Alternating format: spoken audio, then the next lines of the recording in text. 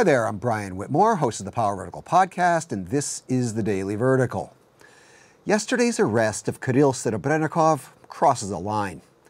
It crosses a line because it shows that Vladimir Putin's regime is no longer just prosecuting opponents for things that are patently absurd, and it's no longer fabricating criminal cases with any degree of plausibility.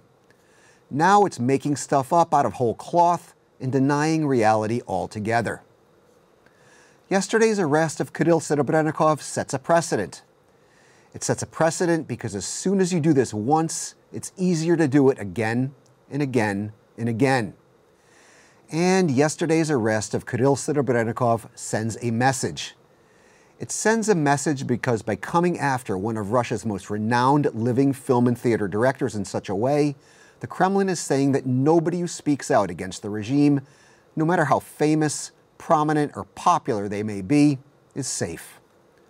According to media reports, Serebrennikov and 3 of his colleagues are charged with embezzling state funding allocated to produce an adaptation of William Shakespeare's A Midsummer Night's Dream. The play premiered in November 2012 and was a big hit. It's been staged multiple times in Moscow, including at the Golden Mask Russian Theater Festival, as well as in Paris. The performances have been photographed and filmed, and dozens of reviews have been published in Russia and abroad.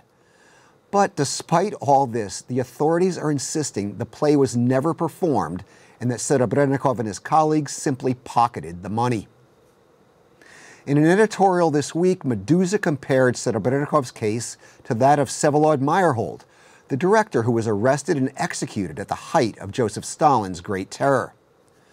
We may not be back in the 1930s, but the Kremlin is again prosecuting Russia's best and brightest for political ends. Keep telling me what you think in the comments section, on the Power Vertical's Twitter feed, and on our Facebook page. I'm Brian Whitmore, and that was the Daily Vertical.